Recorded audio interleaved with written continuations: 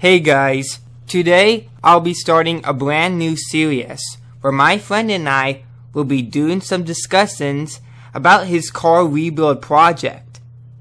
My friend is also going to include some footage of himself rebuilding the car, as well as some time lapses. So anyways, I'll allow my friend to introduce himself and tell us what the series is going to be about. Hey guys, my name is Cole. I'm the owner of the car. It's a 1990 IROC-Z and a 5.7 liter engine. That's the 350 from Chevy. In this series, we're going to do an overview of the car build. So we'll do a video on sanding the car, a video on painting the car, a video where I actually drop the engine in, maybe some of the wiring, and then when it's all over, we can do a startup and take the car on a quick drive. So Cole, tell me a little about the story behind this car. I know it's been a while since the car has been running.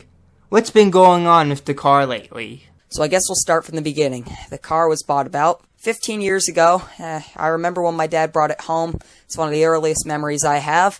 And we did some drag racing with it for about 4 years until the car was ultimately broken. The same day it was broken, it ran an 1187 on the drag strip.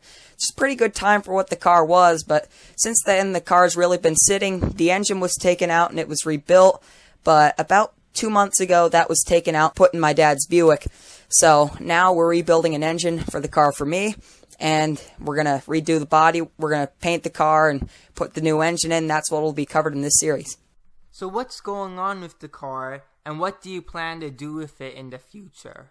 So basically, the engine that's going into the car is a small block 400. It's slightly bigger than the 350 that comes with the car. It's really a truck motor. They used to come in Suburbans, Chevy Suburbans, back before the 1990s. Once the late 90s rolled around, they were using LS engines. So that's going to get dropped in. I'm going to use an electric fuel injection system, not like a regular fuel injection system. It's a little bit different. You'll see that in a later video. And the car, like I said, we're gonna sand the car, put primer on, a couple coats of primer, and the car is gonna end up being gray. You might see it on some of the newer Corvettes, the C7 Corvettes. They come in a slightly darker gray with a little bit of a metallic gloss to it. And another thing we're gonna do is I'm gonna put on, they call it a duck bill. It's like a wing. It's like a spoiler almost, but it doesn't really have a second layer. It's kind of just directly connected to the body. We'll leave some pictures on the screen so you guys can see what it looks like. But other than that, that's about all we're going to do. It should be a pretty fun series to make. I think this is going to be a very exciting series where everyone's going to look forward to seeing us rebuild your car as we discuss throughout various audio clips and see different videos, footage about your car being rebuilt. I've learned a lot for the past few days about your car with all the engine components and basically what's going on to the car as it's getting rebuilt in the process. And I personally think that this is going to add a positive impact to our YouTube channel, as I'm very excited for it.